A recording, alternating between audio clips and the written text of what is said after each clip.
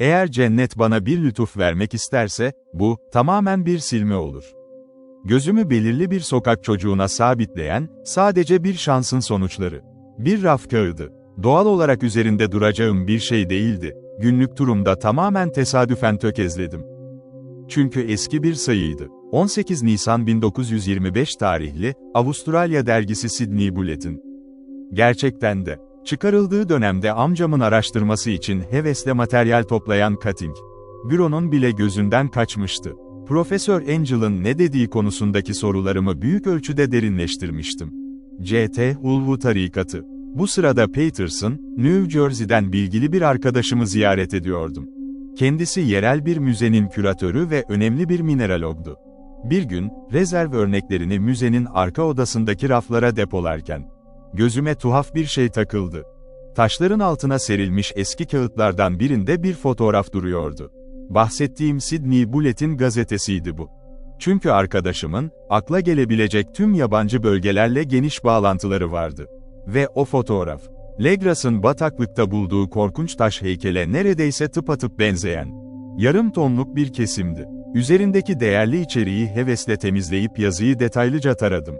Ve sadece orta uzunlukta olduğunu görünce derin bir hayal kırıklığına uğradım. Ancak yine de benim için önemi büyüktü. Görevi öylece bırakamazdım.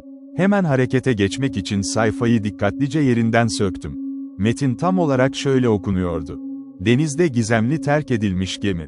Vigilant, çaresiz durumdaki silahlı Yeni Zelanda yatıyla birlikte limana geliyor. Gemide bir hayatta kalan ve bir de ölü adam bulundu. Umutsuz bir savaşın ve denizde yaşanan ölümlerin hikayesi. Kurtarılan denizci, yaşadığı tuhaf deneyimin detaylarını anlatmayı reddediyor. Yanında taşıdığı tuhaf bir idol var. Sorgulama devam edecek. Valparaiso'dan yola çıkan Morrison şirketinin yük gemisi Vigilant. Bu sabah Darling limanındaki iskeleye vardı. Yanında, savaşmış, arızalanmış ama ağır şekilde silahlanmış bir buharlı yat olan Dunedin'li Alert'i çekiyordu. Yeni Zelanda, 12 Nisan'da, güney enlemi 34 derece 21, batı boylamı 152 derece 17 koordinatlarında görülen bu yatta. Biri canlı, diğeri ölü 2 kişi vardı. Vigilant, 25 Mart'ta Valparaiso'dan ayrılmıştı. Ancak 2 Nisan'da, olağanüstü şiddetli fırtınalar ve canavarca dalgalar nedeniyle rotasının oldukça güneyine sürüklendi. 12 Nisan'da terk edilmiş gemi görüldü. Görünüşe göre tamamen kaderine terk edilmiş olan yatın içinde bir kurtulan bulundu. Yarı delirmiş bir haldeydi. Diğer adam ise, açıkça görünüyordu ki bir haftadan fazla süre önce ölmüştü. Yaşayan adam, kökeni bilinmeyen korkunç bir taş heykeli sımsıkı tutuyordu. Yaklaşık 1 feet boyundaki bu heykel karşısında, Sydney Üniversitesi'ndeki doğa uzmanları, Kraliyet Cemiyeti ve College Street'teki müze yetkilileri tam bir şaşkınlık içinde olduklarını belirttiler. Hayatta kalan kişi ise bu heykeli yatın kabininde, ortak bir desene sahip, küçük ve oyma bir tapınağın içinde bulduğunu söylüyor. Bu adam, kendine geldikten sonra son derece tuhaf bir korsanlık ve katliam hikayesi anlattı. Kendisi, Norveçli Gustaf Johansen. Biraz zekası olan biri. 20 Şubat'ta Kolao'ya doğru yola çıkan, 11 kişilik mürettebata sahip 2 direkli Emma of Auckland Schooner'inin 2. zabitiymiş. Emma'nın geciktiğini ve 1 Mart'taki büyük fırtına nedeniyle rotasının güneyine fırlatıldığını söylüyor. 22 Mart'ta, güney enlemi 49 derece 51, batı boylamı 128 derece 34 koordinatlarında Alert ile karşılaşmışlar. Yatın personeli, tuhaf, kötü görünümlü bir kanaka ve melez bir ekipten oluşuyormuş. Geri dönmeleri emredilmiş. Ancak Kaptan Collins bunu reddetmiş. Bunun üzerine o garip mürettebat, hiçbir uyarı vermeden vahşice ateş etmeye başlamış. Yatın teçhizatı arasında yer alan son derece ağır bir pirinç top bataryasıyla saldırmışlar. Hayatta kalan Johansen, Emma adamlarının karşılık vererek savaştığını söylüyor. Schooner, su hattının altından aldığı atışlarla batmaya başlayınca, düşman gemisinin yanına yanaşıp güverteye tırmanmak zorunda kalmışlar. Yatın güvertesinde o vahşi mürettebatla dövüşmüşler. Ve hepsini öldürmüşler. Sayıları biraz daha fazlaymış. Özellikle iğrenç, çaresiz ama oldukça beceriksiz bir dövüş tarzları varmış. Bu çatışmada Emma'nın 3 adamı, Kaptan Collins ve 1. Zabıt Green dahil olmak üzere öldürülmüş. Kalan 8 kişi, 2. Zabıt Johansen yönetiminde ele geçirilen yatı yönlendirmeye devam etmiş. Onları geri döndürmek istemelerinin altında orijinal bir talimat mı vardı? Bunu anlamak istemişler. Ertesi gün, görünüşe göre küçük bir adaya ulaşmışlar. Ancak okyanusun o kısmında herhangi bir karanın varlığı bilinmemektedir. Ve adamlardan 6'sı bir şekilde o kıyıda ölmüş. Johansen hikayesinin bu kısmı hakkında garip bir şekilde çekingen davranıyor. Sadece bir kayalıktan düştüklerini söylemekle yetiniyor. Daha sonra, görünüşe göre kendisi ve bir arkadaşı yata binip gemiyi sevk etmeye çalışmışlar. Fakat 2 Nisan'daki fırtına onları tamamen hırpalamış.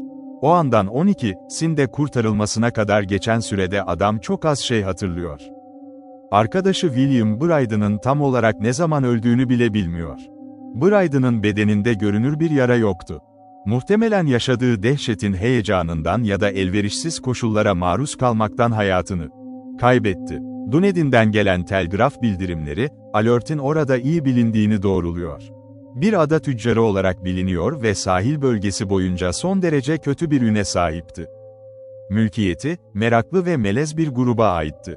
Sık sık yaptıkları gizemli toplantılar, gece orman gezileri, hiç de tekin değildi. Ve fırtınadan, 1 Mart'taki yer sarsıntılarından hemen sonra büyük bir hızla denize açılmıştı. Auckland muhabirimiz Emma ve ekibi hakkında mükemmel referanslar veriyor. Johansen ise ayık ve güvenilir bir adam olarak tanımlanıyor. Amiralite, yarın tüm konuyla ilgili kapsamlı bir soruşturma başlatacak. Ve Johansen'i, şimdiye kadar olduğundan daha açık konuşması için ikna etmeye çalışacak. Tüm bunlar, o cehennem imgesinin resmiyle birlikte karşımdaydı. Ama zihnimde, nasıl bir fikir zinciri başladı. Burada yeni hazineler vardı. C.T. Hullu tarikatı hakkında taze veriler ve bu yapının hem denizde hem de karada tuhaf çıkarları olduğuna dair sarsıcı kanıtlar. O melez mürettebat, hangi motivasyonla Emma'ya geri dönmesini emretmişti? Korkunç idolleriyle birlikte nereye yelken açıyorlardı? Emma'nın 6 mürettebatının öldüğü o bilinmeyen ada neydi? Ve 2. Zabıt Johansen bu konuda neden bu kadar gizemli davranıyordu? Amiral yardımcısı soruşturması neyi ortaya çıkaracaktı? Dunedin'de zararlı, tehlikeli bir tarikat mı vardı? Ve en harikası, tarihlerin o doğal bağlantısı ne kadar da derin, ne kadar da sarsıcıydı. O kötü niyetli durum. Ve şimdi bu kadar dikkat çeken olayların inkar edilemez önemi, amcam tarafından daha önce fark edilmiş miydi? 1 Mart, uluslararası tarih çizgisine göre bizim 28 Şubat'ımız. Deprem ve fırtına o gün gelmişti. Dunedin'den Alert ve onun gürültücü mürettebatı, sanki bir emirle çağrılmış gibi hevesle ileri fırlamıştı. Ve dünyanın diğer tarafında, şairler ve sanatçılar uykularında tuhaf, nemli bir Siklop şehrinin hayalini görürken, genç bir heykeltıraş, uykusunda korkunç Cthulhu'nun formunu şekillendirmişti. 23 Mart, Emma mürettebatı bilinmeyen bir adaya indi ve 6 adam orada öldü. İşte tam o tarihte, hassas insanların rüyaları daha da ağırlaştı. Canlı ve devasa bir canavarın kötü niyetli takibinden duyulan korkuyla karardı. Bir mimar çıldırdı, bir heykeltıraş aniden ortadan kaybolup deliryuma girdi. Peki ya 2 Nisan'daki o büyük fırtına? O tarih, bütün o nemli şehir hayallerinin aniden sona erdiği ve Wilcox'un zarar görmeden, o garip ateşin köleliğinden kurtulduğu gündü. Peki ya tüm bunlar ve eski Castro'nun verdiği şu ipuçları? Batık, yıldız doğumlu yaşlılar ve onların yaklaşmakta olan saltanatı, sadık tarikatları ve rüyaların üzerindeki o hakimiyetleri, ben, insanın dayanamayacağı kozmik dehşetlerin eşiğinde mi sendeleyip duruyordum? Eğer öyleyse, onlar sadece zihnin ürettiği dehşetler olmalıydı. Çünkü bir şekilde, Nisan'ın ikisi, insanlığın ruhunu kuşatmaya başlayan her türlü korkunç tehdidi durdurmuştu. O akşam, aceleyle geçen, telleme ve düzenleme dolu bir günün ardından, bana veda aldı ve San Francisco'ya giden trene bindi. 1 aydan kısa bir sürede Dunedin'deydim. Ancak bu konuda çok az şey bilindiğini gördüm. Eski deniz meyhanelerinde oyalanan tuhaf tarikat üyeleri, sahil pislikleri, özel olarak bahsedilecek kadar yaygındı. Ama orada, bu karışıkların yaptığı bir iç bölge yolculuğu hakkında belirsiz bir konuşma vardı. Uzak, tepelerde hafif bir davul sesi ve kırmızı bir alev duyuluyordu. Aklımda, Johansen'in sarı saçlarının döndüğünü öğrendim. Yüzeysel ve sonuçsuz bir sorgulamadan sonra beyazlaşmıştı. Sydney'de yer aldı ve bundan sonra West Street'teki kulübesini satıp denize açıldı. Eşiyle birlikte eski evi olan Oslo'ya gitti. Heyecan verici deneyiminden, arkadaşlarına da, amiralite yetkililerine anlattığı gibi, daha fazlasını söylemeyecekti. Yapabildikleri tek şey bana Oslo adresini vermekti. Sonrasında Sydney'e gittim. Denizcilerle ve amirallik mahkemesi üyeleriyle karsızca konuştum. Alarmı gördüm. Şimdi satılmış ve ticari kullanımda. Sydney Cove'daki Circular Quay'de bulundu. Ancak hiçbir şey elde edemedi kararsız kalınlığından. Kümeli ve mürekkep balığı başı, ejderha bedeni, pullu kanatları ve hiyeroglifli kaidesi, HYDE Park Müzesi'nde korunmaktadır. Onu uzun ve iyi çalıştım. Onu kötü derecede zarif bir işçilik olarak buldum. Ve aynı mutlak gizem, korkunç bir antik çağ ve doğaüstü bir tuhaflık, Legras'ın küçük örneğinde. Fark ettiğim materyal, jeologlar, küratör bana bunun korkunç bir bulmaca olduğunu söyledi. Çünkü yemin ettiler, dünyada onun gibi bir kaya yoktu. Sonra ürpererek düşündüm, yaşlı Castro'nun Legras'a ilkel büyükler hakkında söylediği şeyi. Onlar yıldızlardan gelmiş ve kendi resimlerini yanlarında getirmişler. Daha önce hiç bilmediğim böyle bir zihinsel devrimle sarsılmış halde. Ben şimdi Oslo'da Mate Jones'u ziyaret etmeye karar vermiştim. Londra'ya yelken açıyorum. Hemen Norveç başkentine yeniden bindi.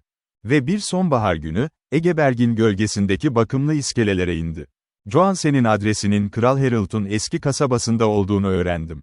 Hardra'da, yüzyıllar boyunca Oslo adını yaşatan büyük şehrin, Christiania, kılığına girdiğini. Briefingi yaptım, taksiyle yolculuk yaptım. Ve temiz bir evin kapısını, kalp çarpıntısıyla çaldım. Sıva cepheli antik binalar. Siyah giysili üzgün bir kadın çağrıma cevap verdi. Ve söylediğinde, hayal kırıklığıyla acıdım. Ben de Gustav Johansen'in artık olmadığını kesin bir şekilde, İngilizce olarak söylüyorum. Dönüşü uzun sürmemişti. Eşi söyledi. 1925'te deniz onu kırmıştı. Ona söylediklerinden fazlasını söylememişti kamuoyuna. Ancak, teknik konular, üzerine uzun bir el yazması bırakmıştı, dedi. İngilizce yazılmış.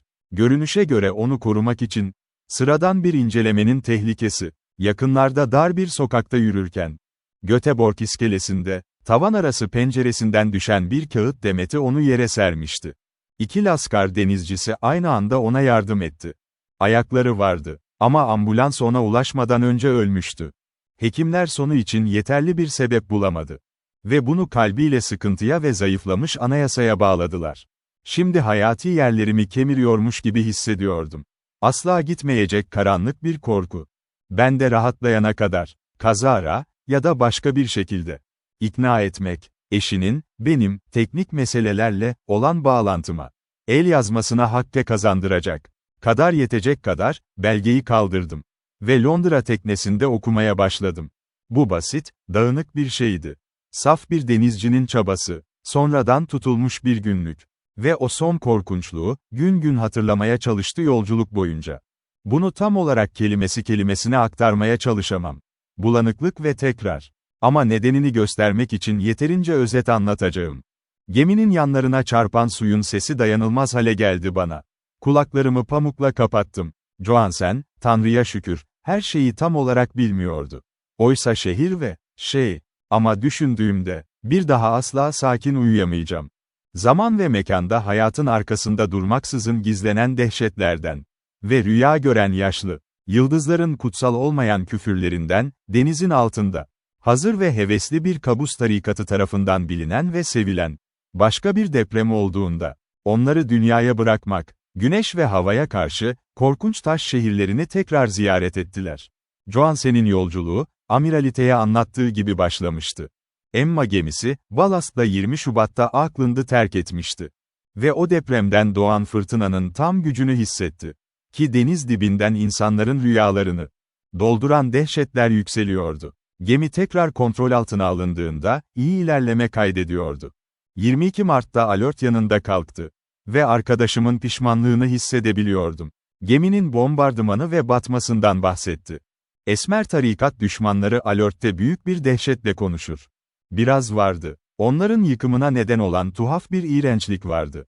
Neredeyse bir görev gibi görünüyor. Ve Johansen bu suçlamaya samimi bir hayranlık gösteriyor. Partisine karşı açılan acımasızlıktan dolayı, soruşturma mahkemesi. Sonra, esir alınan merakla ileriye itildi. Johansen'in komutasındaki yatta, adamlar büyük bir taş sütun görür denizden dışarı çıkmış. Ve güneyde 47 derece 9. Batı boylamı 126 derece 43, karışık çamur, sıvı ve yabani otlarla dolu bir kıyıya geldik. Taş işçiliği, somut maddeden başka bir şey olmayabilir. Dünyanın en yüksek korkusu, Layehin kabus ceset şehri. Tarihin gerisinde, ölçülemez çağlar içinde inşa edilmiştir.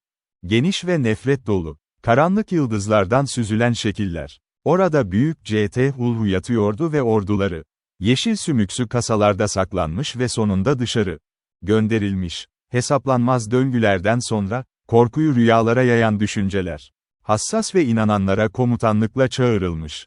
Kurtuluş ve restorasyon haccı. Tüm bunları Johansen şüpheliydi. Ama Tanrı bilir ki yakında yeterince gördü. Sanırım sadece tek bir dağ zirvesi. Korkunç monolit taçlı. Büyük Situlhu'nun gömüldüğü kale. Aslında suların üzerindeydi. Aşağıda ne kadar kafaya çöktüğü. Her şeyin boyutunu düşündüğümde. Orada neredeyse hemen intihar etmek istiyorum.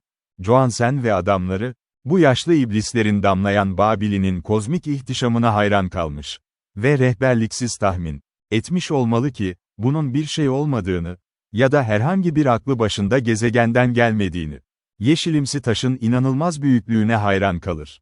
Büyük oyma monolitin baş döndürücü yüksekliğinde.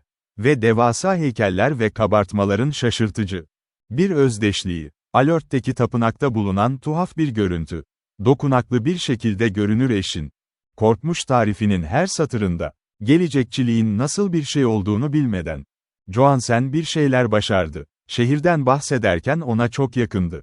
Çünkü tanımlamak yerine, eni kesin yapı veya yapı, sadece geniş alanda takılıyor. Geniş açılar ve taş yüzeyler izlenimleri. Yüzeyler çok büyük bu dünya için. Doğru veya uygun olan herhangi bir şeye ait. Ve dinsiz, korkunç görüntüler ve hiyeroglifler. Açılar hakkında konuşmasını anlıyorum. Çünkü bu, Wilcox'un bana korkunç rüyalarından bahsettiği bir şeyi ima ediyor. Gördüğü rüya yerinin geometrisinin anormal olduğunu söylemişti. Öklid dışı ve ayrı küreler ile boyutlar arasında iğrenç bir koku taşıyan, bizimkilerden farklı. Şimdi ise eğitimsiz bir denizci de aynı şeyi hissediyordu. Ve bakarken, korkunç gerçekte, Johansen ve adamları, bu devasa üzerinde eğimli bir çamur yapayına çıktı. Akropolis ve titan sızıntılı blokların üzerinden kayganca tırmandı. Ölümlü merdiven olmayabilirdi. Gökyüzünün güneşi gibi görünüyordu. Kutuplaştırıcı miyazmanın içinden bakıldığında çarpıtılmıştı. Bu denizle dolu sapkınlık, çarpık tehdit ve gerilim gizleniyordu. O çılgınca kaçamak oyma kayasının, çılgınca zor açılarında bir saniye bakışta iç bükeylik gösterildi. İlkinden sonra iç bükeylik gösterildi. Daha önce tüm kaşifleri korku gibi bir şey sarmıştı. Kaya, sıvı ve ot gibi daha kesin şeyler görülüyordu. Her biri, diğerlerinin küçümsemesinden korkmasaydı kaçacaktı. Ve öyleydi. Sadece yarım gönüllüce, boşuna. Kanıtladığı gibi, bazılarını aradıklarını taşınabilir hatıra eşyası. Monolitin eteğine tırmanan Portekizli Rodriguez'di. Ve bulduklarını bağırdı. Diğerleri onu takip etti ve baktı. Merakla devasa oyma kapıya baktı. Artık tanıdık olan kalamar ejderha basrelief. Johansen'in dediğine göre, büyük bir ahır kapısı gibiydi. Ve hepsi, süslü lento, eşik ve etrafında bir tane vardı. Ama düz durup durmadığına karar veremiyorlardı. Bir tuzak kapısı ya da dış bodrum kapısı gibi. Eğimli bir kapı. Wilcox da öyle yapardı. Ama yerin geometrisi tamamen yanlıştı. Biri olamazdı. Deniz ve yerin yatay olduğundan emin olmak. Bu yüzden göreceli. Diğer her şeyin konumu, hayal gibi değişken görünüyordu. Biriden taşı birkaç yerden iterek sonuç alamadı. O zaman Donovan kenarını nazikçe yokladı. Her noktaya bastırdı, ayrı ayrı ilerlerken. Grotesk boyunca bitmek bilmeyen şekilde tırmandı. Taş pervaz. Yani, eğer o şey değilse tırmanmak denirdi. Sonuçta yatay bir şey. Ve adamlar evrende herhangi bir kapının nasıl olduğunu merak ediyordu. Çok geniş olabilir. Sonra, çok yumuşak ve yavaşça, büyük dönümlü panel tepede içe doğru çökmeye başladı. ve dengeli olduğunu gördüler. Donovan kaydı ya da bir şekilde kendini aşağı ya da kenar boyunca itti. Ve arkadaşlarına yeniden katıldı. Ve herkes, queer durgunluğu izledi. Canavarca oyulmuş bir portal. Bu prizmatik bozulma fantezisinde, anormal bir şekilde, çapraz şekilde hareket etti.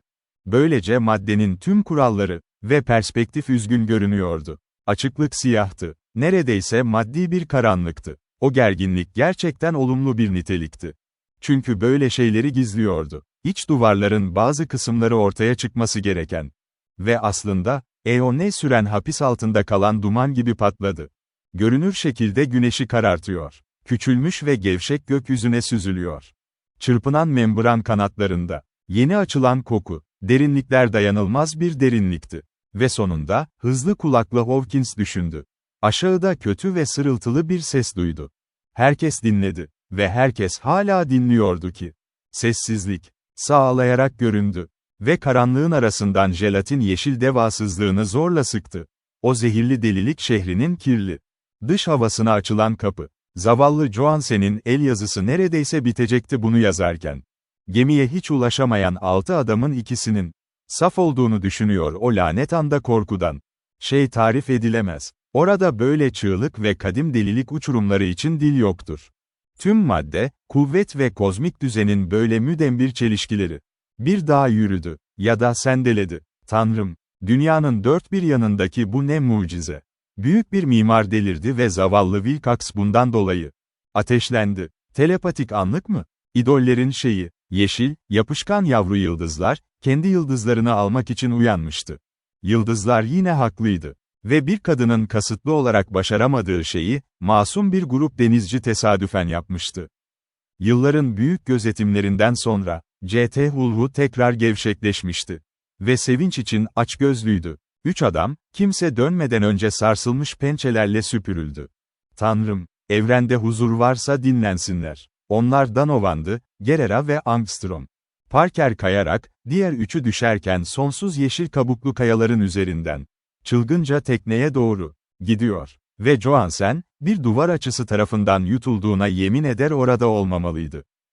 Bu açı keskin, ama davranışı şöyle, eğer anlaşılmaz olsaydı. Böylece sadece biriden ve Johansen tekneye ulaştı. Ve alörte çaresizce çekildi. Dağlık canavar olarak sümüksü taşların üzerine düşerken ve tereddüt ederken, kenarda sendeleyerek, buhar tamamen çöktü, ayrılmaya rağmen kıyıya giden tüm personel. Ve bu sadece birkaç anın işiydi. Tekerlekler ve motorlar arasında ateşli bir hızla koşarak alert başladı. Yavaşça, o çarpıtılmış dehşetlerin arasında tarif edilemez bir manzara.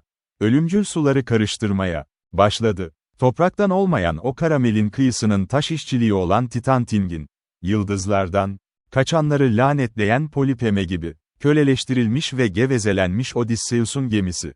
Sonra, ünlü Cyclos'tan daha cesur olan büyük C.T. Hulhu, yağlı bir şekilde suya kaydı.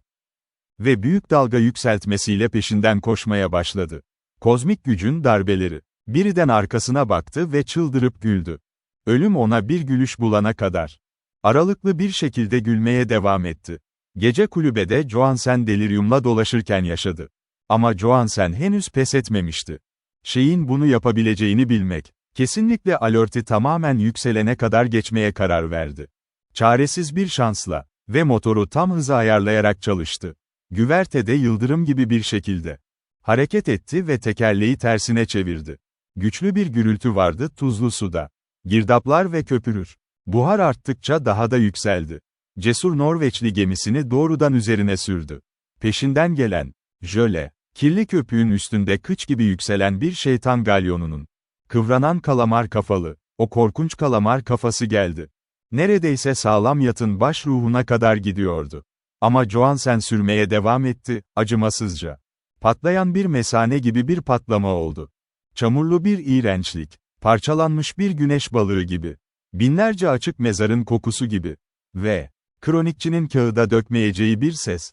Bir anlığına, gemi keskin ve kör edici yeşil bir bulutla kirlendi. Sonra sadece arka tarafta zehirli bir kaynayan vardı. Orada, gökteki Tanrı, o isimsiz gökyüzü yumurtasının dağınık plastisitesi. Nefret dolu orijinal formunda bulanık bir şekilde yeniden birleşiyordu. Mesafesi ise genişledi her saniye. Alert, artan buharıyla güç kazanıyordu. Hepsi bu. Bundan sonra Johansen, sadece o idol üzerine düşündü. Bir o kabini. Bir de yanında kahkahalar atan o manyağı. İçinde beliren o ilk cesur uçuştan sonra, artık bir yol bulmaya çalışmadı. Çünkü o büyük tepki, ruhundan bir şeyleri söküp almıştı. Sonra, 2 Nisan fırtınası geldi. Ve zihninin etrafında birdenbire koyu bulutlar toplanmaya başladı. Sonsuzluk körfezlerinin o hayaletimsi sıvısında, dönüp duran bir his vardı. Kuyruklu yıldızın kuyruğunda, sarsıntılı evrenlere doğru baş döndürücü yolculuklar. Dipsiz çukurdan aya, aydan tekrar o karanlık çukura yapılan histerik dalışlar. Her şey, çarpıtılmış, komik yaşlı tanrıların kaçınma sesiyle canlanıyordu. Ve Tartarus'un insanla alay eden cinleri gibi. Yeşil, yarasa kanatlı tanrılar korosu eşlik ediyordu bu dehşete. İşte o rüyadan, bir kurtarma çıktı. Vigilant Ship'i, Amirallik Yardımcısı Mahkemesi, Dunedin sokakları. Ve Egeberg kenarındaki o eski eve yapılan uzun, bitmek bilmeyen bir dönüş yolculuğu. Hiçbir şeyi anlayamıyordu. Anlatsa, onu deli sanırlardı. Ölüm gelmeden önce, tüm bildiklerini tek tek yazacaktı. Ama eşi bunları asla tahmin etmemeliydi. Ah, eğer ölüm anıları silebilseydi, bu bir nimet olurdu. Okuduğum belge işte buydu. Ve şimdi onu, o kabartmanın ve Profesör Angel'in evraklarının yanına, teneke kutuya koydum. Onlarla birlikte bu kendi kaydımı da ekledim. Bu benim kendi aklımın sınavıydı. İçinde parçalandığım, parçalarımın bir daha asla bir araya getirilemeyeceğini umduğum o büyük dehşet. Ben, evrenin sakladığı her şeye baktım. Artık ilkbaharın gökyüzü de, yazın açan çiçekleri de. Benim için sonsuza dek birer zehir olmalı. Ama, hayatımın çok uzun olacağını sanmıyorum. Amcam nasıl gittiyse, zavallı Johansen nasıl gittiyse, ben de gidiyorum. Çok fazla şey biliyorum. Ve o tarikat, hala yaşıyor. C.T. Hulhu'da hala yaşıyor, sanırım. Yine o taş uçurumun derinliklerinde. Hani güneşin gençliğinden beri onu saklayan ve koruyan o yerde. Lanetli şehri bir kez daha battı. Çünkü Vigilant, o Nisan fırtınasından sonra oradan geçmişti. Ama dünyadaki müritleri, onlar hala bağırıyor. Hala zıplıyor ve yalnız kuytularda, idol şapkalı monolitlerin etrafında dönüp duruyorlar. Belli ki o kara uçurumundayken, suların aniden batmasıyla orada hapsedildi. Yoksa dünya şimdiye kadar korkudan ve çılgınlıktan çığlık çığlığa inliyor olacaktı. Kim sonunu bilebilir ki? Yükselen batabilir. Batan, yeniden yükselebilir. İğrençlik, o karanlık derinliklerde bekler ve rüyalar görür.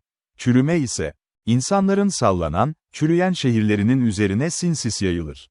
Bir zaman gelecek, ama bunu düşünmemeliyim, düşünemem. Eğer hayatta kalmayı başaramazsam, bırakın bu el yazmasını vasilerim alsın.